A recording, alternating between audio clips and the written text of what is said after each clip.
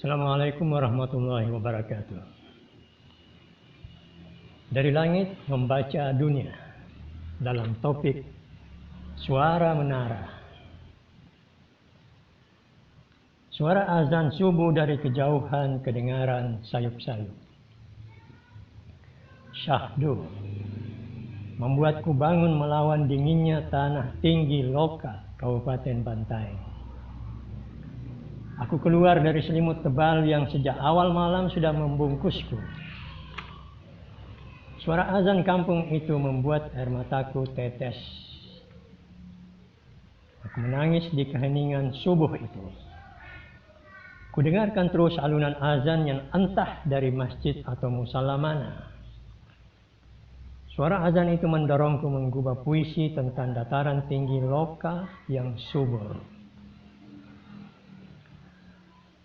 Di dalam sujudku terbentang ingatan ke sebuah tulisan sudah lama tentang bagaimana seseorang memeluk Islam hanya karena tergugah oleh suara azan yang didengarnya.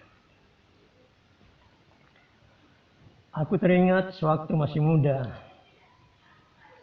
tinggal di daerah utara kota Makassar. Ada beberapa musala dan masjid di kawasan itu. Baru 1-2 dari rumah ibadah yang memiliki pembesar suara atau loudspeaker.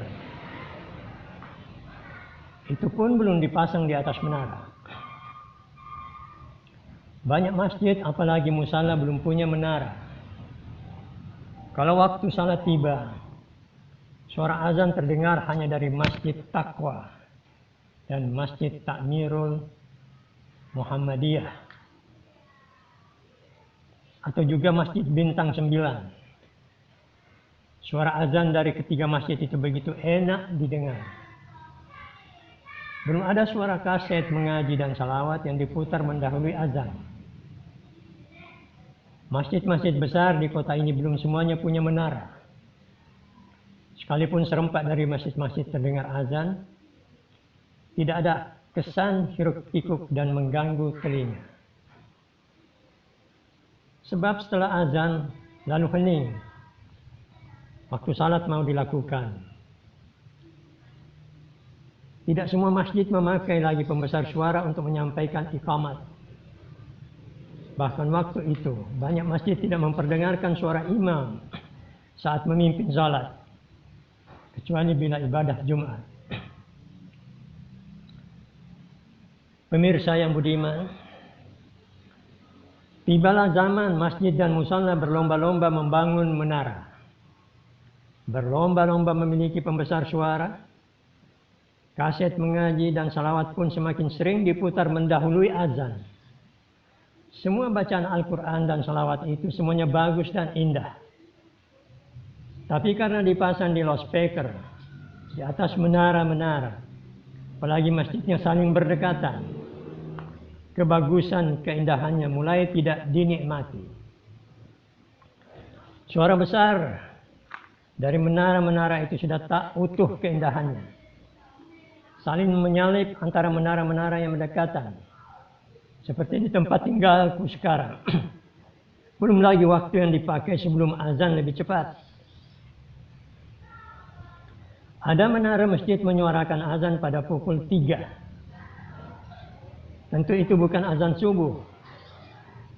Suara imam salat dari menara-menara juga saling menyalip. Tidakkah hal itu mengganggu kehusukan salat orang yang salat di rumah? Khususnya perempuan yang rumahnya ada di antara menara-menara itu. Zaman sudah berubah. Ketenangan hidup di tengah masjid-masjid dan musala-musala lorong di kota ini saat masih muda. Kini tidak setenang dulu. Karena perubahan itu Pak Yusuf Kalla, Pak JK, yang waktu itu belum sebagai pejabat tinggi negara, masih sebagai petinggi Masjid Al-Markas, mengajak agar suara menara sebaiknya dimulai paling cepat 10 menit sebelum waktu azan atau sebelum waktu salat. Ajakan itu diikuti oleh banyak masjid. Pak JK mengajak lagi, jangan kaset yang diputar. pahalanya diterima oleh pengusaha kaset. Makanya saya kira sampai sekarang di Al-Markas, suara mengaji dan salawat bukan kaset atau flash disk. Asli suara qari Al-Markas. Hari ini ada yang minta suara di menara. Hari ini ada yang minta suara di menara itu dikecilkan sedikit. Itu bukan berarti jangan azan. Hanya minta dikecilkan. Lalu ribut dan kontroversi. Akhirnya jatuh vonis pengadilan. Hukuman 1 tahun 6 bulan bagi yang meminta suara bising itu dikecilkan. Alasannya itu tergolong penistaan agama.